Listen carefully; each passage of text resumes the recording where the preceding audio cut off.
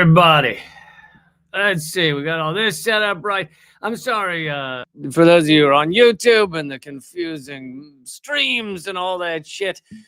StreamYard started a new thing where you can live stream to both in the vertical view and in the portrait view and the whatevers. And I was like, okay, go ahead, put up both. But then you put up both, and then people are like, I don't know which one. There's two streams. I don't know what's happening. I'm getting all these comments from people like, oh, God. And so then I was like, all right, well, then get rid of the new one. We don't need the fucking vertical, horizontal, what is it, vertical view. And so then I delete that one, and then the whole thing is like, yeah, you did that, and now it's all fucked. So that was that's this past 3 minutes for me. Hello, everybody. Not only are we going to get into some new and interesting information, kind of deeper dive into some of the specifics as to how the reality behind 9/11, or at least how much we know of the reality behind 9/11 was covered up, because there are newish court documents. A great article by Kit Clarenberg I'll be going through that he just put out on the 9/11 cover up, and on a figure who does not get much talk but was pivotal in the 9/11 cover up, a man named Philip Zelikow, that I don't think anyone has talked about much, but we'll be getting into that. There's CIA connections, all that's coming up in a few minutes. But I thought I'd start out today, though, we're spending a little while on the reality of Trump's colonization of Gaza, and we've got new military documents showing how exactly the U.S. is planning to continue the colonization of Gaza, the ethnic cleansing of Gaza. It's now going to be, as you've noticed, done less so with bombs and more so with starvation and just forcing people to live in rubble that they don't have the materials or the ability to fix and rebuild. And there's flooding right now in Gaza, so all these tent cities are now just people up to their waist in water, and it's a true horror show. But we're learning more of the details of how exactly Trump and the U.S. government and the Israeli government are going forward with this continued ethnic cleansing of Gaza and the exact kind of plan that they're putting in place. So we'll get into that as well. Everybody, please click thumbs up, throw in a super chat, throw in a regular chat, subscribe, all those good things, and we'll do it. Let's see. See what people are commenting on. All right, but let's get into this first. So as I covered the other day, but this is a good starter fact, is just that the U.S., it's been rather quiet. Not a lot of talk about this, but the U.S. is building a major new base near Gaza. So obviously that shows that the U.S. plans to have actual U.S., and Israel is kind of a part of the U.S. empire. So it doesn't mean that much to me whether it's U.S. troops or Israeli troops, but the U.S. is building a large base near Gaza to continue their operations and to gear up what actual U.S. troops and U.S. personnel are doing on the ground. But so this is the new information that has just come out. Yes, even the sadly captured Guardian occasionally puts out an important article, and I'll probably end up pointing out some propagandistic, manipulative wording of some of this article, but this just came out the other day.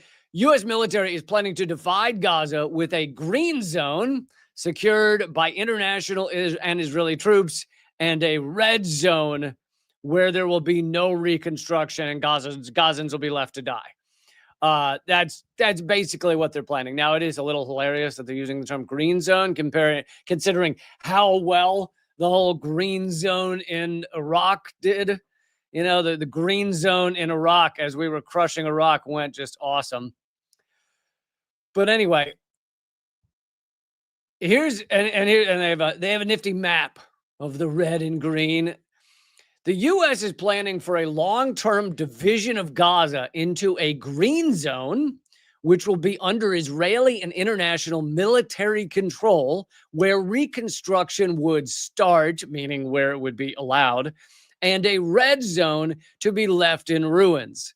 Now, hilariously, that is probably one of the key statements in this, the red zone, which is I believe it's 58% is in the green zone because 58% of Gaza has been ethnically cleansed. So that would leave roughly, if my math skills have held up, 42% that is in the red zone left for actual Gazans. But so here's the map, and it basically has shrunken the amount of Gaza that actual Gazans, Palestinians can live in without being under full Israeli control by an immense amount. You know, it's cut Gaza in half, but it's actually not half. It's 58% Israeli controlled now. And as you can see on the map, the green area, and I know some of you listen to the podcast, but the green area is where Israel and the U.S. would begin to, quote unquote, rebuild Gaza. And as we know from Trump's statements, images they've put out, whole plans they've put out, he plans in the U.S.-led reconstruction to own part of Gaza and to turn it into basically Dubai. Giant buildings with very rich people staying in them. And guess who wouldn't really be there much? Gazans, Palestinians. And so essentially the entire population has already been moved out of this green area, out of that 58% of Gaza, into the red area. That is where the 2 million or 1.8 million, however many continue to survive. It's tough to know, honestly, but somewhere around 2 million are basically crammed into that red zone where Hamas is still in control, and the buildings are utterly just it's straight up ruins. In fact, I'll jump down to this chart that shows thank you, Dan, for supporting the show. Goddamn right. And Mark Dansky over on Rumble, thank you for supporting the show. The red areas on this map of Gaza, like the dark red, is immense amounts of rubble. The lighter red is just light amounts of rubble. But basically the entirety of Gaza is rubble. And they give amounts here, like the darker red is 40,000 tons of rubble. The slightly less dark red is 30,000 tons of rubble. And as you know or can guess, Gazans and Palestinians can't rebuild, both because they don't have the money, they don't have the materials. Israel won't allow the materials in for rebuilding. But then, perhaps most importantly, if they rebuild something, Israel will likely bomb it eventually, maybe not for a year. Maybe they'll let that building stand for a year. But it's, if they were to rebuild a giant building, they know it's going to be bombed eventually. So foreign forces will initially deploy alongside Israeli soldiers in the east of Gaza, the green zone, leaving the devastated strip divided by the current Israeli-controlled yellow line, according to U.S. military planning documents seen by The Guardian and sources briefed on American plans. So these are internal military documents, which makes this seem more true than just Trump saying something. Trump speaks like he farts. It just comes out and who knows what it actually means. But these are internal military documents that seem that this is likely what the U.S. is doing. Now, as is covered in this article, the U.S., Trump's administration has repeatedly said that all these other countries are going to help. And some of them, that seems quite likely, like the U.K. or something. But then other ones like Jordan has continually said they have no interest in helping. They have no interest in being part of this. I think they did help shoot down some Iranian missiles that were headed towards Israel, but they're not going to send troops on the ground in Gaza. It seems highly unlikely. So some of it, many people believe, is just Trump's wishful thinking in terms of which countries are going to actually be involved in this. Anyway, the U.S. military plans raise serious questions about Washington's commitment to turning the ceasefire announced last month into an enduring political settlement with Palestinian rule across Gaza. Yeah, if you believed, honestly, that Trump and Israel were going to allow Palestinian rule in all of Gaza, then you are naive you are so remarkably naive. Of course they're not going to allow Palestinian rule. This is a fucking genocide. Come on, people. Who honestly believes that, oh, we just want peace and then we're going to let them rule themselves? Considering this entire genocide from day one was manufactured by Israel because they wanted to take over a lot of Gaza, because they want to have access to Gaza's oil off in the ocean there, because they want access to the land. Mediators have warned of a situation that is not war, but not peace. And of course, many have pointed out that this so-called ceasefire, there's different terms for it. Some, are saying it's not a ceasefire at all. Others are calling it a zombie ceasefire. But how do you define a ceasefire where it's not a ceasefire? How do you define a ceasefire where Israel is still killing people in Gaza on a daily basis? They've killed like over 1,000 people since the ceasefire went into effect. They continue to kill many more than that via starvation. They're allowing a tiny number of the number of aid trucks that they actually agreed to within the ceasefire agreement. They're allowing a tiny number into Gaza. So how is that not a continued genocide? But anyway, mediators have warned that the situation is not war, but not peace in a divided Gaza, with regular Israeli attacks and entrenched occupation, no Palestinian self-rule, and limited reconstruction of Palestinian homes and communities. By the way, another thing that continues to go on during this so-called ceasefire is the obliteration of buildings. Israel has continued to knock down buildings, not always with bombs, but with machinery. They've apparently knocked down something like 1,500 buildings since the ceasefire started. So again, Israel is continuing their ethnic cleansing of Gaza. The creation of an international stabilization force, ISF, underpins Trump's 20-point peace plan. The U.S. hopes a draft UN Security Council resolution giving the force a formal mandate will pass early next week. The first step is we have to get the resolution, a U.S. official said. So in this plan of this divided Gaza, where Israel and the U.S. steal, quote unquote, take ownership of 58% of Gaza, they're hoping that the UN will approve of that plan. Now, hypothetically, the kind of bullshit version that they're feeding to some people is, oh, well, we'll take over this 58%, which they already have. I mean, they've already basically ethnically cleansed the entire 58%. We'll take this over. We'll rebuild it into Trump's, Gaza Riviera or whatever the fuck he's calling it. And then we'll let Palestinians back in if they want to come. Or we'll let some in or something. They're trying to sell it as like, oh, we'll rebuild it for Palestine, for Gazans. Bullshit. They are not doing that. And even if Gazans were to come back into that 58% after it's rebuilt, there are some big stipulations to that. Earlier this month, the U.S., which I'll get to in a minute, this month, the U.S. military regional CENTCOM command drew up plans to put European forces, including hundreds of British, French, and German soldiers, at the core of the ISF, International Stabilizing Forces, or whatever they're calling them. Again, here's this chart of rubble across Gaza, where it is almost entirely rubble. I think it's like 85% of buildings in Gaza have been destroyed. A U.S. concept of operation for the ISF specifies that troops will serve in the green zone only.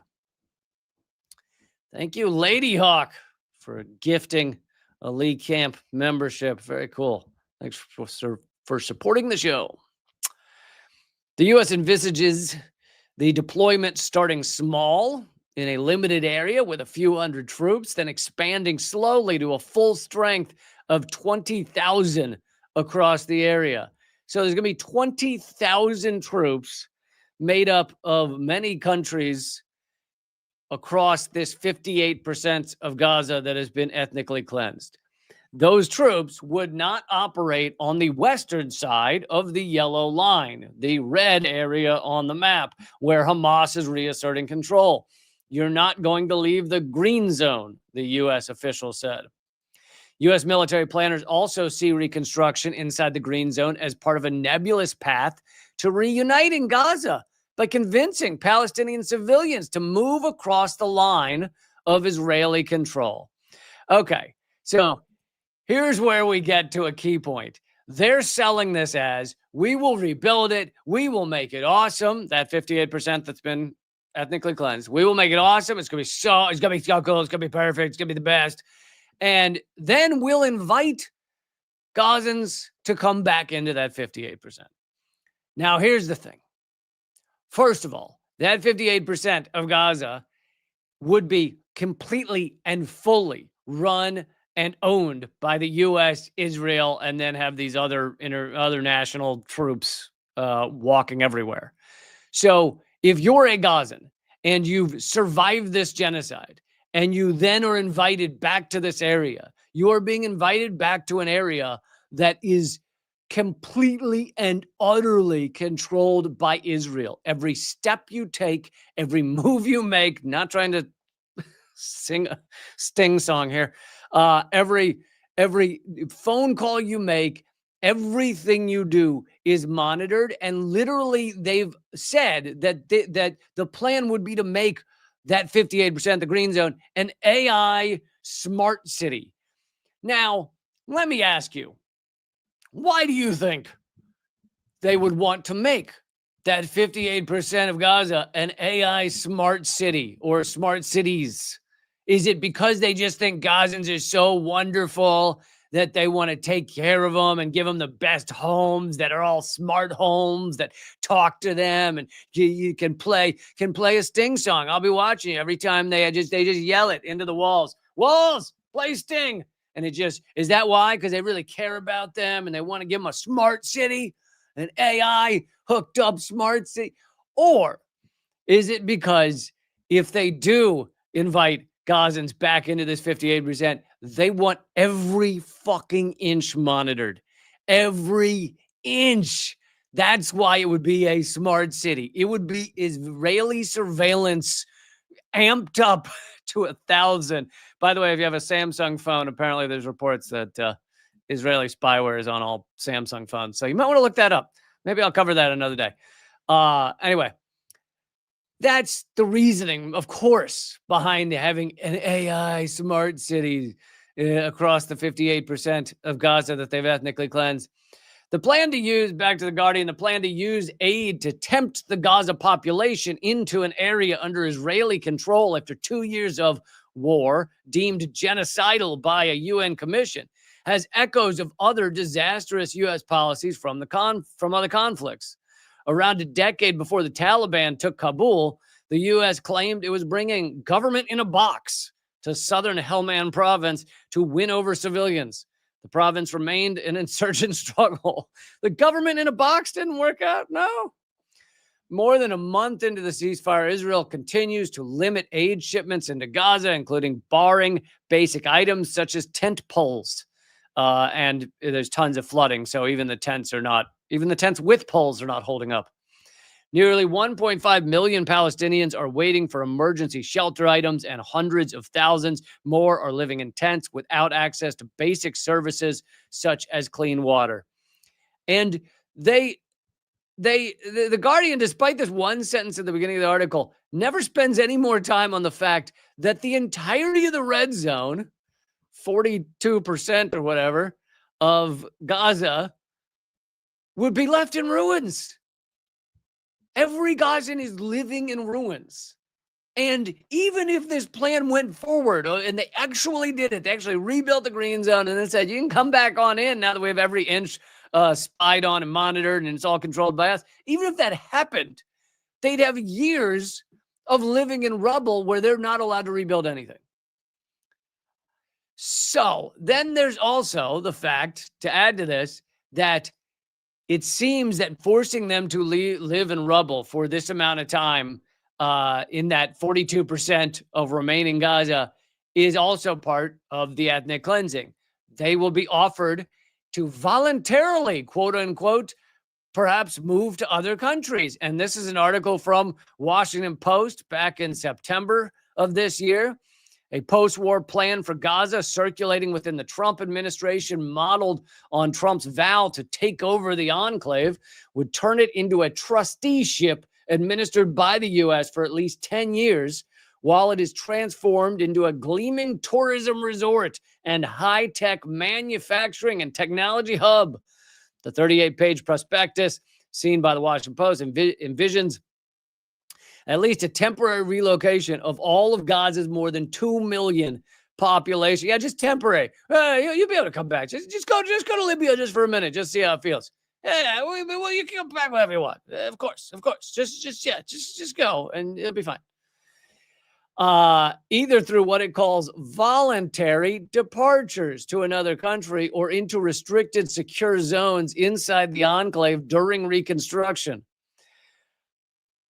So yes, I don't think I have to tell you all that the idea of voluntarily being ethnically cleansed, fleeing your homeland because a genocide has been perpetrated there. Every building has been collapsed. There is no clean water. There's barely any food, and your children can't survive. And so you're like, yeah, we'll go somewhere else. That's not voluntarily. That is the couldn't be more symbolic to a gun to your head than that scenario. But yes, they will voluntarily go to another country. Here's the AI-powered smart cities. Those who own land that has been turned to rubble would be offered a digital token by the trust, in tons of trust here, tons of trust between all sides in this, in exchange for rights to redevelop their property, to be used to finance a new life elsewhere, or eventually redeemed for an apartment in one of 6 to 8 new AI-powered smart cities to be built in Gaza. Each Palestinian who chooses to leave would be given a $5,000 cash payment and subsidies to cover 4 years of rent elsewhere, as well as a year of food. Sorry we killed most of your family. Sorry we killed your parents and your grandparents and your uncles and your aunts and 2 of your children. Here's $5,000 and 1 month's rent in Libya. Are you happy? Is everything good now? Oh, it's so remarkably dystopian. Called the Gaza Reconstitution Economic Acceleration and Transformation Trust, or Great Trust. Fucking acronyms, man. So painful. The proposal was developed by some of the same Israelis who created and set in motion the U.S. and Israeli-backed Gaza Humanitarian Foundation, the GHF, which was basically mercenaries murdering Gazans as they tried to get food. And it went great. GHF was just a massive success. So these are visuals of this insane plan that's been circulating in the Trump administration. Literally AI images of basically Dubai mapped onto Gaza. And I'm showing on the screen. I'm showing you the wrong article. Sorry. Yeah. So here are the awesome images of what Gaza is going to look like. And hilariously, you can even see out in the water on their little AI images, oil derricks. They're letting you know they'll be stealing the oil. Have no fear. We'll be stealing the oil as this goes. Just in case you were wondering, in case you were concerned we might forget to steal the oil. There's a lot of ins and outs of ethnic cleansing and genocide. And so it could easily slip our mind to steal all the oil. But we want you to know we got a guy on that. He's not going to forget, okay? We will get that oil. As Trump said about Syria and he said about Venezuela, back when he wasn't president, he said, if I'd been back president, we would have gotten all that sweet oil. Oh, it would have been so good. So this is apparently the internal U.S. military plan for Gaza. Continued ethnic cleansing, rebuild the part of Gaza that has already been ethnically cleansed, basically has no Gazans living there. Because if they are living in the quote unquote green zone, then they're liable to be shot at any moment by IDF. And the red zone, where almost the entire population is, would be left in rubble, left to die or maybe voluntarily go somewhere else one day. Okay, so that is the first segment on the U.S. plans for Israel's plan for Gaza. Next, I want to get, this may sound like an old story, but there's new information and it just keeps coming out. But get to the 9/11 cover-up, new stuff we've learned, new connections to the CIA, and new connections to a man named Philip Zelikow. Before I do that, real quick, I just want to say, everybody, it'd be amazing if you could become a free subscriber, free or paid subscriber at my Substack. I've been putting out more articles there. It's been growing. It's been great to see a bunch of people come over there and check out my stuff. All the articles essentially are free. And so if you just sign up, it really does support my work. And yeah, I have a new article. At some point, I might end up, doing this as a segment on one of the live streams, but I have a new article over there about the connections between Epstein and Israeli intelligence. And these aren't like extensive articles. These are meant to be kind of easy reads. So this one's, 4 minutes long if you were to read it or something like that.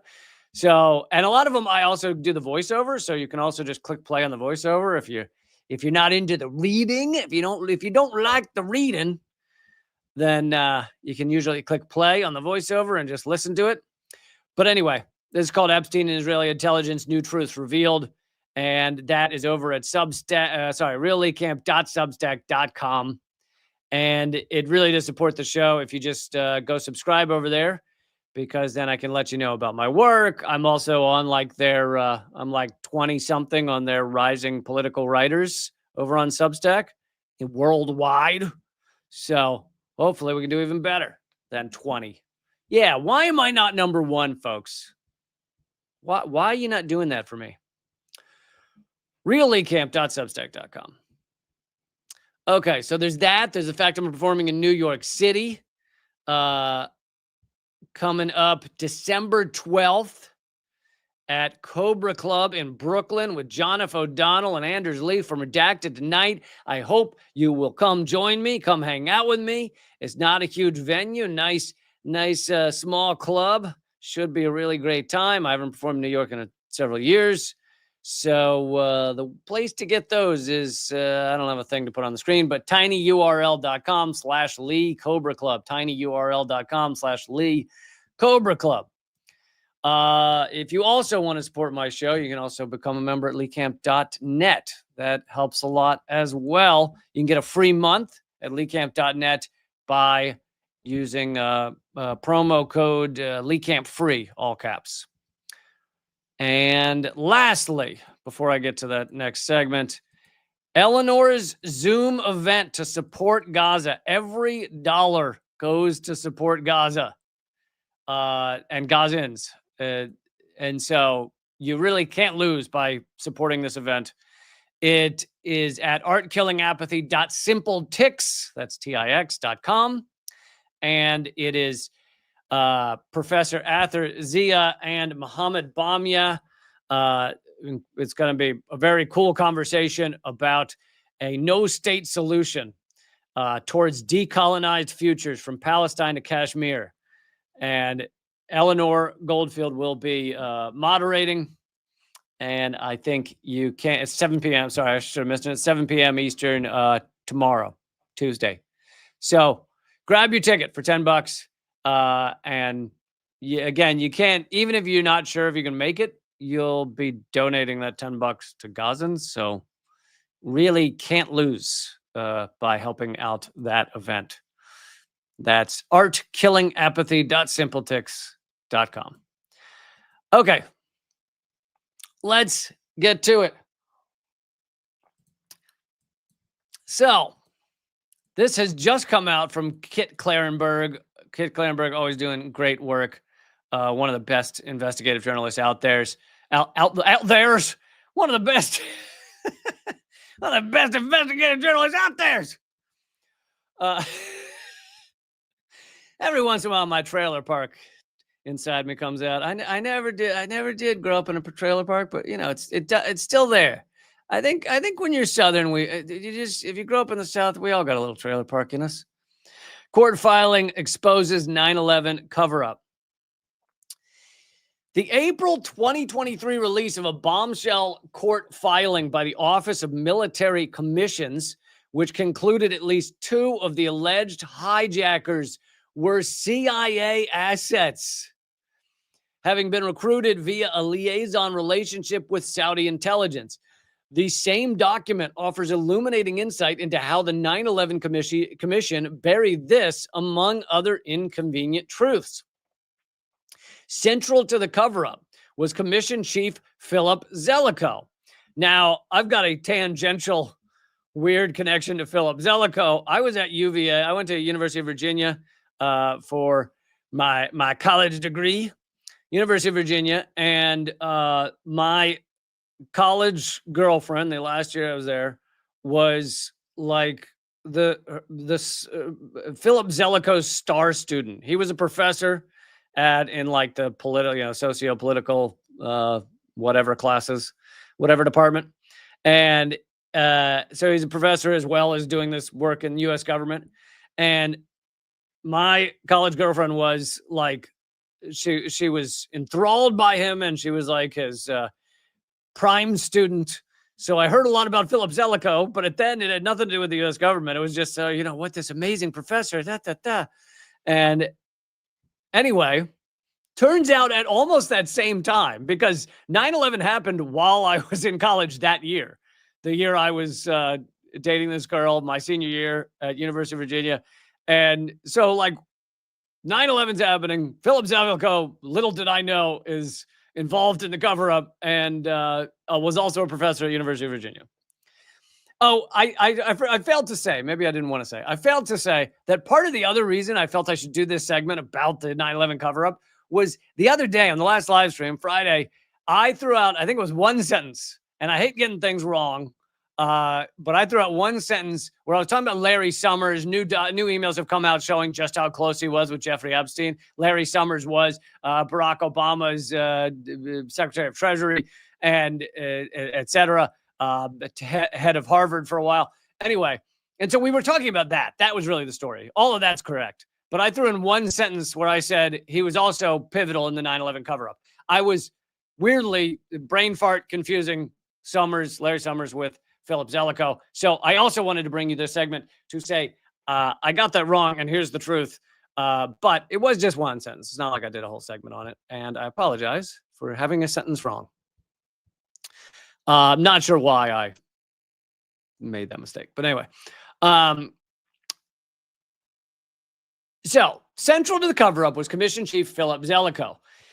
Commission investigator Dana Leisman, dubbed CS2 in the filing, because they don't use their actual names, told representatives of the Office of Military Commissions, the legal body overseeing the prosecution of 9/11 defendants, Zelikow consistently sought to blunt inquiries into Saudi involvement with the hijackers. Leisman was formerly charged with investigating the possible link between Riyadh and the 9/11 attacks, but Zelikow was determined she would not succeed. Now, we're going to keep getting deeper into this, but already you know some important facts, which is they're trying to cover up the connection between Saudi Arabia and 9/11, but also it was mentioned in the first paragraph that these, at least a couple of them, were CIA informants. So the CIA at minimum knew what was happening. At maximum was somehow involved, but minimum knew what was happening. And so you see those two things and you go, is this some sort of connection between Saudi Arabia and the CIA and 9/11? Like a three-way there, some sort of menage a trois 9/11? Thank you again, Mark Dansky, for supporting the show. Mark Dancy says Zellico introduced the concept of political myth to explain how shared narratives and collective memories influence decision-making and perceptions of possibility among leaders and the public. Thank you, Mark. I didn't know that. Anyway, so he's blocking Leisman's efforts to uncover the connections between Saudi Arabia and 9/11. He blocked Leisman's request to conduct interviews with certain individuals of interest and obtain documents that could shed light on Riyadh's foreknowledge of, if not active participation in, 9/11 and the CIA's by extension. More widely, Zellico had exclusive control over who the commission did and did not interview and on what topics, strictly limiting which witnesses were grilled and the evidence heard. And what was I going to say? I can't remember. Anyway, Leisman was fired by Zellico in April 2003. So she's trying to get to the bottom of this, and he doesn't want that. And he's basically running the 9/11 commission. So he fires her. Elsewhere in the filing, Bill Clinton's counter-terror czar, Richard Clarke. You might remember Richard Clarke not long after 9/11, like within a year or two, he was on, 60 Minutes saying, kind of being a whistleblower about how much they knew was going to happen. And it did not look very good for the Bush administration when Richard Clarke started speaking out. Might even have been within months, but it was definitely like a year later or something. I remember what I wanted to add earlier, which is also the thing we knew like within weeks of 9/11 was that the Bush administration, the U.S. government had been flying all the other bin Laden family members out of the country when no flights were allowed, right? For those of you too young to remember, after 9/11, for like a day or two, several days, there are 0 flights across America. The skies are empty. Not a flight moving. And yet there were flights just to get the bin Laden family out of the country. Now, the bin Laden family is a lot of different things. It's not just Osama bin Laden. It was Osama bin Laden's father was this powerful oil magnate in Saudi Arabia. So there's all factions of his family that are not, involved with the Mujahideen and et cetera in Afghanistan. But still, not a good look running around flying bin Ladens out of the country. Okay, so Richard Clarke, who has long charged that the CIA had a relationship with some of the alleged hijackers, told investigators Zellico was explicitly selected by George W. Bush's National Security Advisor, Condoleezza Rice, to prevent damage to the Bush administration by blocking the commission's line of inquiry into the Saudi connection. The Saudi-led effort to penetrate al-Qaeda may have been organized by high-level employees at the CIA, and most of the records of the top-secret mission were destroyed in an effort to cover up the operation. Tellingly, Clarke relayed how after he expressed his opinion, the CIA was running a false flag operation to recruit the hijackers publicly. He was running it. After he said it publicly, he received an angry call from George Tenet, CIA director, during 9/11. Despite his wrath during the phone call, Tenet did not deny the allegation. Initially, the Bush administration vehemently rejected mass public demand for an official investigation into 9/11. So they were trying to they didn't want people digging around. It was not until November 2002, the commission was begrudgingly established at long last. Its initial chief was Henry Kissinger, because there's no one more trustworthy than Henry Kissinger. But he resigned within mere weeks due to conflict of interests. And apparently, it's not that he cared about conflict of interest. It's that the 9/11 widows or family members that wanted answers got a meeting with him because they had some political power. They got a meeting with him and they said, tell us about your, how you've had Saudi Arabians, particularly individuals with the last name bin Laden, as your clients. And Kissinger got very angry and basically left the meeting and then stepped down as the, he didn't like people looking into his shit either. Zelikow had a panoply of conflicts of interest of his own, some of which were well established at the time. Others only emerged when the commission was underway. For one, he enjoyed a long-running relationship with Condoleezza Rice. Oh, what kind of relationship?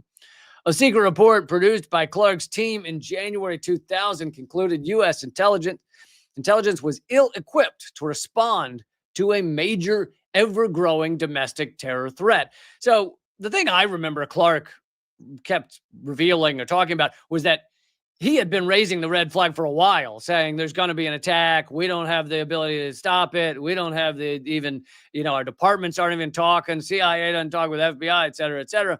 Now, I think that the idea that this was neglect, the idea that 9/11 was just neglect and not that they knew something and were okay with it, to say the least, to me, that seems very much like a limited hangout. Like the CIA can go, oh, it's been, 24, 25 years, so we can admit we just didn't really have our eye on the ball. And it's like a limited hangout where you go, I knew they didn't have their eye on the ball. But in fact, it was a little more than not having their eye on the ball. Anyway, Clark produced a report. This is January 2000, so before 9/11, that outlined 18 recommendations with 16 accompanying funding proposals to seriously weaken al-Qaeda. Its findings were ignored by the Bush administration. In September 2002, the Bush administration submitted a 31-page document. So this is after 9/11 now. The National Security Strategy of the U.S. to Congress. It set out a very clear blueprint for the looming war on terror, calling for a massive buildup in U.S. military spending and Washington to act preemptively against quote-unquote rogue states such as Iraq. While it bore the president's signature, the incendiary document was secretly written by none other than Zelikow. So Zelikow wrote the document that basically was announcing what became the war on terror. Thank you, Melissa, for supporting the show. Really appreciate it. And I'm going to get to something in a minute that is not in this article by Kit Klarenberg as to what could be the aims of allowing something like 9/11 to happen. And yes, we know it created the war on terror that killed 6 million people. But what is it the U.S. was hoping to achieve if such a thing were the case? I'm not saying it was. I would never say that they knew it was going to happen and they let it happen because they wanted it to happen. I would never say that. I'm just saying if that were the case, which is crazy and so not true, what would they get out of it? What did they want with the war on terror other than just like, oh, they hate Saddam Hussein or something? We'll get to that in a second. So the commission's the heads of the commission, Thomas Kean and Lee Hamilton, were apparently unaware when Zelikow was appointed. The pair subsequently charged that the commission was set up to fail. This is the 9/11 commission and you remember 28 pages of the 9/11 commission were redacted for like 15 years or whatever it was. They came out in the late teens, 2016 or something. They were finally revealed, and they were all about Saudi Arabia. The commission, this is to me the funniest part. The commission, in order to do their full investigation into what happened on 9/11, the commission was initially given $3 million to complete its work. $3 million by Washington standards, even then, is like a parking ticket. That is hilarious. And Kit Klarenberg throws in here, by contrast, a probe that was going at the same time about Space Shuttle Columbia's crash, in which 7 people died, that probe had $50 million. So the probe into 9/11, $3 million. The probe into Columbia's crash, $50 million. That same month, 3 months into the 16-month-long probe, and before a single hearing had even been convened. Oh yeah, this is an amazing fact, an amazing tidbit as well. So nothing had been convened. The probe's going on, 9/11 Commission probe's going on. They don't know, right, what it's going to say. They've not come out with any conclusions. They're barely getting into the depth of the investigation. But despite all that, Zelikow put out a complete outline of the commission's final report. meaning he was already he already had this final report, even though they hadn't done most of the committee hearings and investigation. The finished article, released in July 2004, followed Zelikow's preordained design very closely. In the intervening time, he personally rewrote several statements submitted by staffers, which informed the report's findings. In one instance, he amended a statement to strongly insinuate, without making the direct accusation, that Saddam Hussein and al-Qaeda had a relationship of some kind, horrifying its authors, because, of course, they didn't. Saddam Hussein had no connection to al-Qaeda. The false claim was frequently peddled by the White House officials to justify the criminal 2003 invasion of Iraq. In October of that year, the commission determined NORAD, which coincidentally ran a training exercise on 9/11, almost exactly simulating the real-life attacks, because, yeah, they ran a training exercise on 9/11 that was simulating 9/11 attacks. So the commission determined that NORAD was withholding information. Investigators sought to subpoena the Department of Defense, but Zelikow intervened to prevent one being issued. The next spring, commissioners had become so frustrated that the FAA and the Pentagon officials brazenly lying to them that they mulled pursuing criminal charges of obstruction against the FAA and the Pentagon. Zelikow, again, connived to ensure that didn't happen. Despite Zelikow's obstruction, 9/11 Commission investigators uncovered several leads tying Saudi Arabia and thus the CIA to the attacks. The Office of Military Commissions filing reveals how one investigator twice interviewed radical cleric and Saudi diplomat Fahad Thumairi at government complexes in Riyadh. He was interrogated about his relationship with Nawaf Hazmi and Khalid Mindar, alleged hijackers confirmed to have been recruited by the CIA, and Omar Bayoumi, widely suspected to have been their handler. Bayoumi met Hazmi and Midar at a restaurant in Los Angeles airport immediately upon arrival in the U.S. and then struck up a close bond with them. Dana Leisman asserts in the filing that the FBI had Bayoumi under investigation prior to the 9/11 attacks, and he was receiving substantial sums of money from the Saudi embassy in Washington, D.C. So you've got FBI connected to some of the hijackers, CIA connected to some of the hijackers. Some of them are receiving these like crazy amounts of money. Before her firing, Leisman's investigation revealed Bayoumi had several no-show jobs while residing stateside, which is, of course, as the name would imply, a job where you don't show up and you get paid anyway. At its highest point, he was getting $3,700 a month from one of these no-show jobs with the Saudi company Erkan. Leisman was convinced that Thumairi was an intelligence officer working for the Saudi government. It was not until 13 years later, former 9/11 Commissioner John Lehman broke cover, admitting the investigation uncovered an awful lot of participation by Saudi individuals, some of them government employees, in supporting the hijackers. In ensuring Riyadh's wide-ranging involvement in 9/11 remained hidden from public view, Zelikow was very effectively insulating Alex Station, the CIA's Osama bin Laden tracking unit, which ultimately ran the operation to recruit Hazmi and Midar, if not other alleged hijackers, via the Saudis from scrutiny or consequence.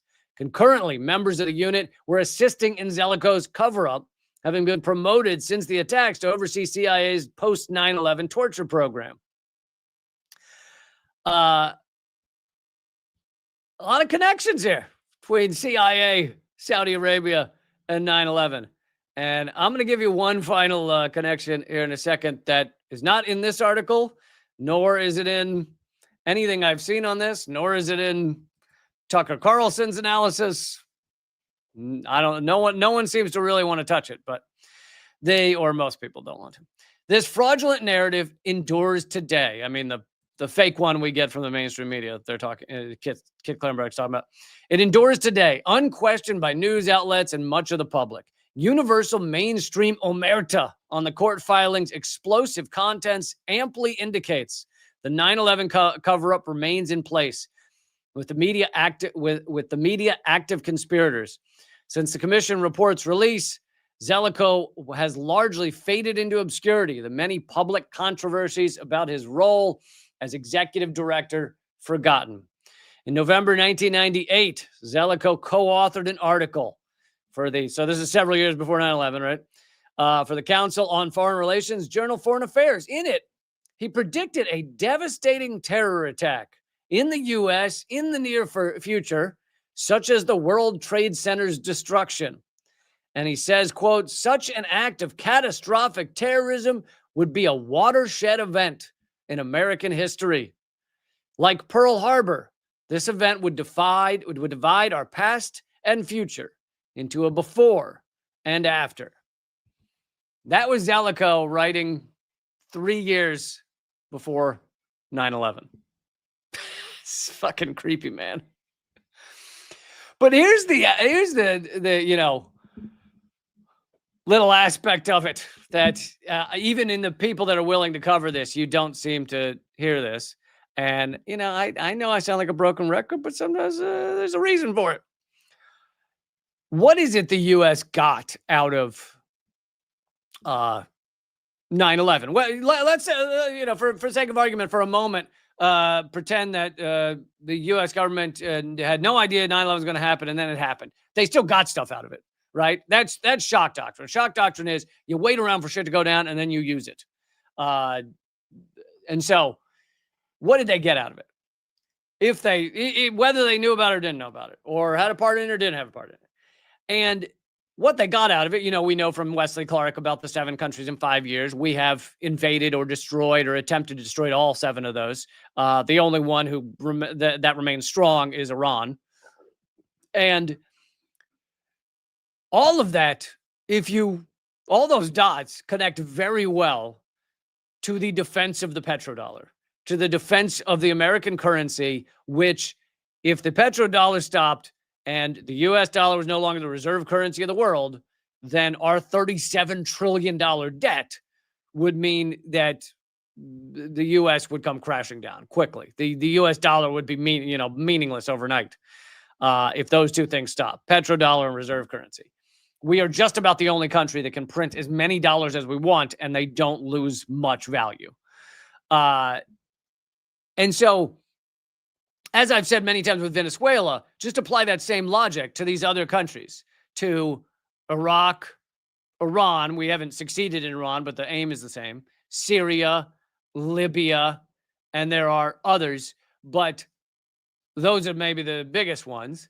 And we need, if we're looking in the 90s, you picture the U.S. ruling elite, these fucking parasite sociopaths, and they're looking at pieces of paper saying, how do we protect the petrodollar? And what do they come up with? They come up with, well, we need to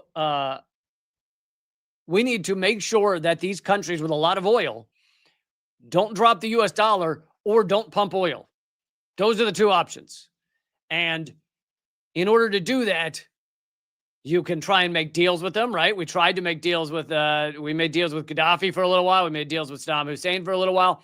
But if they start to get a little spine, if they start to think sovereignty sounds somewhat good, if they start to ally with other entities, well, then they're out of our control. Gaddafi was talking about creating a gold-based African currency and working hard to do that. So then the next option is collapse these countries and either take control of the oil or put in a puppet government that will not pump oil outside of U.S. dollars. And we have done that in Iraq and Libya and Syria. Syria took a little longer, but we ultimately succeeded. And with Venezuela, we haven't succeeded in collapsing them. They're strong people, and they've done an amazing job of resisting the U.S. economic war on them. But we have succeeded in stopping their oil from basically being pumped around the world outside of U.S. dollars. And so then you also have the connection with Saudi Arabia. The petrodollar deal is with Saudi Arabia. Now, I covered earlier in the year how, or maybe it was last year, I don't know, how Saudi Arabia has not re-signed the petrodollar deal. But that doesn't matter that much as long as they continue to do things the way they've been doing things, which is most of their oil is still pumped in dollars and sold in dollars. And that agreement was signed by Henry Kissinger, created by Henry Kissinger back in the 1970s. And so you see this connection between Saudi Arabia, petrodollar, United States, and the countries that have to be stopped in order to defend the petrodollar. And was this a U.S. plan from the beginning to work with Saudi Arabia to create a casus belli to be able to destroy Iraq and Syria and Libya and so many others? Or was this a plan by Saudi Arabia to fund these hijackers, and the U.S. was kind of like, wouldn't be the worst thing in the world to have a Pearl Harbor we could use? So I feel like you get to choose between those two things, because the third option, the one they really want you to believe, which is the U.S. had no idea this was coming, that's kind of out the window when you have CIA informants, you have FBI informants, all as part of the hijackers. The idea that we didn't know is kind of out the window. There's also the fact that the stock market trading, clearly a lot of people knew what was about to happen. Thank you again, Mark Dansky, for supporting the show over on Rumble. Okay, so that is the show. I'll just throw this in here, as there's not really much to say about it. But Trump has done a 180 on the Epstein files, but many people say it's simply because he knows they're coming out anyway, because Congress now has enough votes to put them out. Trump has announced that he will back the full release of the Epstein files. There's also the fact that it's possible that some of the stuff he was most worried about, like the revelations that he spent hours with Virginia Giuffre, or the fact that Epstein was telling people that Trump knew about the girls. Maybe those were some of the things he was most worried about, and they're already out. So that could be another reason he says just let the files out. But anyway, he is now backing the release of the Epstein files. Other people have pointed out that although he claims to be backing the release, he could release them. Like, he could sign the paperwork to have them released today. He doesn't need to wait for Congress to have a vote. So many people are saying that although he's announcing he wants them to be released, it's really more him trying to get ahead of the fact that it looks like they're going to be released. Anyway, I also don't know if released includes redaction. So who knows? You may get more of the Epstein files and they're redacted in such a way that you kind of really don't know what's going on. I don't know. Okay, I will be back with you Wednesday at, I think we both have a Government Secrets. I think there'll be a Government Secrets in the morning and a Wednesday live stream, 3 p.m. Eastern, noon Pacific. Also Friday, 3 p.m. Eastern. I'll have, wait. Yeah, that's right. This week's normal. Yeah. Friday, 3 p.m. Eastern, noon Pacific. You just got to show up because I am crazy suppressed on YouTube and a lot of other platforms. But I really would love for you to subscribe to my Substack, because I've been putting out 2-3 articles a week, and you can check them out at realleecamp.substack.com. Let's see. There we go. And thank you to everybody who's a member on Locals. You honestly make this show possible. I couldn't do it without you. I'm barely hanging in there with all the suppression, but you guys are heroes. And what else I got for you? December 12th in New York City. I hope you'll attend the show. tinyurl.com/Lee Cobra Club. Also, Eleanor Goldfield's Zoom event, 7 p.m. tomorrow night. That's artkillingapathy.simpletix.com. See you Wednesday. Keep fighting.